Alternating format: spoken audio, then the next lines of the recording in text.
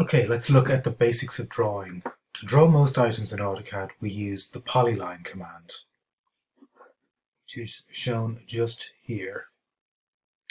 Polyline allows us to create a continuous connected line, and this allows us to edit in 2D and 3D in a much easier fashion at a later stage.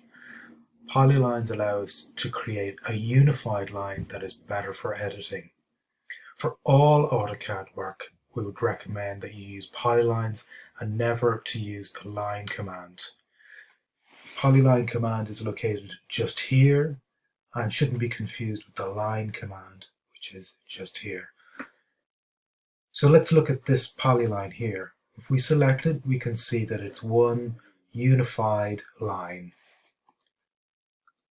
Okay, so to draw a polyline, we can click on the Polyline command and start to draw. When we're drawing, we can use a number of things to aid our drawing. The first is, and the most useful really, is the ortho mode. Ortho mode is invoked when we press F8 on our keyboard or when we click ortho mode here. It locks the coordinates so we can only draw in 90, 100, or 360 degrees. We'll show it here.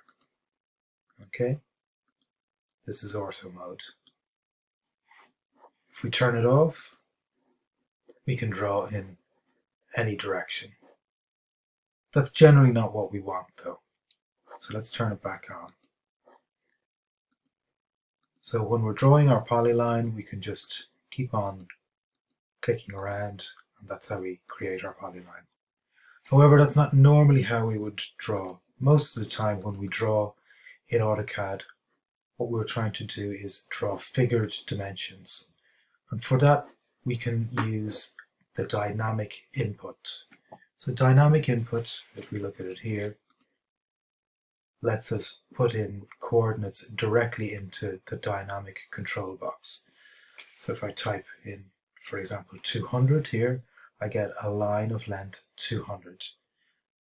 So let's do that again. I type in 400 for a line of length 400, and then I press return on the keyboard, or I can right click on my mouse. So let's do that again. So let's draw a line of 300, 300, and I can right click on my mouse to enter and press enter.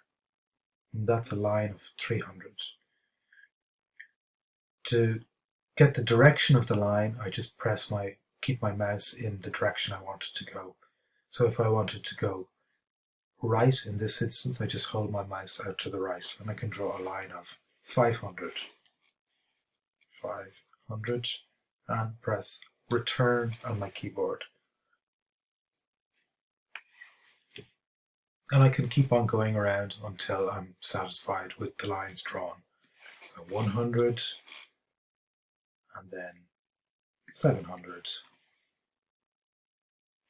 200, and then I can just join my line to my beginning line, and that's my polyline created. Okay.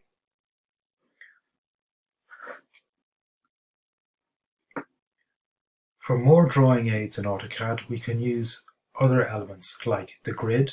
We can turn the grid on and off here. That's my grid. And I can set my snap. What does snap do? Snap creates an invisible grid, and when I have my snap on, my cursor will snap between these points. We can see it here. See the way it's snapping between that? Now you'd think this is very useful, but in fact it's very rarely used in real drawing practice, so it's best to have it off. So we'll click it off here.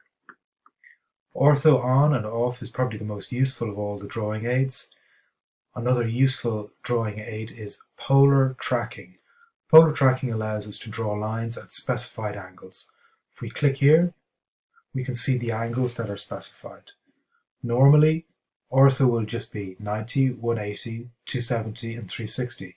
We could also have 45 degrees, 90, etc., 30 degrees, 60, etc. Okay, they tend to be the most useful ones, the ones at the top. Another setting is object snap. This is object snap here. Most of the time when we're drawing in AutoCAD, we're trying to relate one drawing to another object. So if I want to draw from the endpoint of this line here to another point, I can use my object snap to pick out that endpoint. Polyline, I'm drawing a polyline now, with Polyline, and I can pick this endpoint here, up here. We can see the endpoint symbol, which is a square. Other object snaps are as listed here.